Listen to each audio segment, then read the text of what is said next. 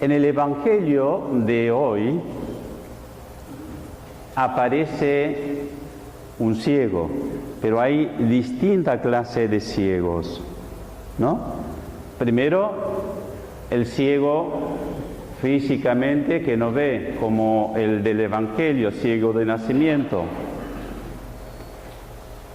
Y otro ciego, segunda clase de ciego, es el que no quiere ver.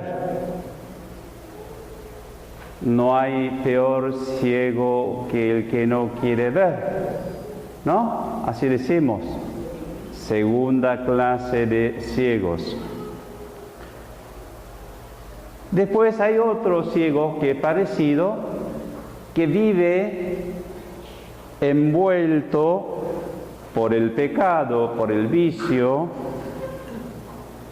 droga, lo que sea, ¿sí? O ambiciones, idolatría. Todas estas personas son ciegos porque ojos físicamente hablando ven, pero hay un montón de cosas que no ve. ¿Bien?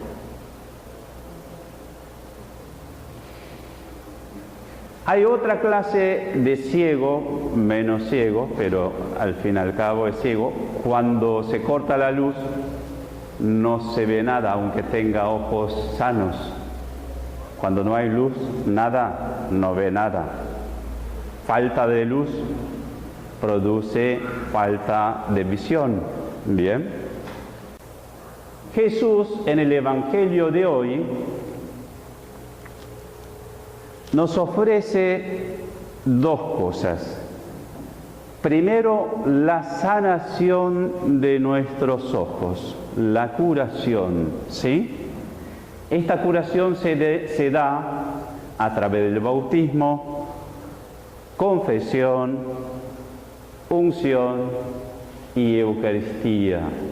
Cada uno de estos sacramentos nos produce sanación interior, ¿sí? Física e espiritual.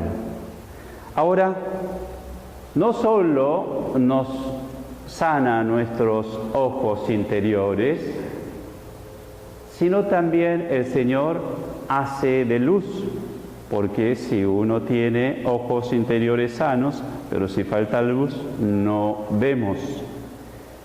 Y Jesús dice, yo soy la luz del mundo. Entonces, a través de su palabra, el Señor nos ilumina. Entonces, Él nos ofrece dos cosas fundamentales. Sanación interior para que nuestros ojos puedan verlos, y la luz interior para que podamos ver con mucha luz, mucha claridad. Bien. Ahora veamos en qué situación me encuentro. Si yo veo bien, sí, físicamente vemos bien, por eso estamos acá. Pero digamos, si realmente vemos bien, hay que hacer un test, como cuando va a un oculista y ve, a ver, dígame qué letra tiene, ¿sí? Bien, entonces,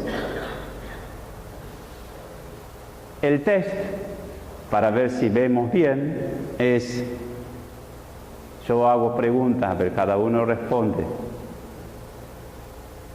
¿Para qué vivo? ¿Lo tenés claro? Si no lo tenés claro, hay algo que no ves, de lejos no ves, bien. ¿Cuál es mi misión en este mundo para el resto de mi vida? ¿Lo ves claro? Tendrá que pensar. ¿Lo tiene claro? Bien, bien. Después, ¿cuál es el sentido de mi vida? Por ahí muchos de ustedes deben tener claro, pero puede ser que los hijos de ustedes no lo tienen claro. Yo le digo que está medio ciego, ¿sí? Tiene que dar una indicación para que empiece a ver a través de Jesús. Bien. ¿Tiene el gusto, alegría de vivir? Pregúntese. Si no tiene gusto, es como si fuera televisor antiguo, blanco y negro. No sé si acuerdan, aburrido.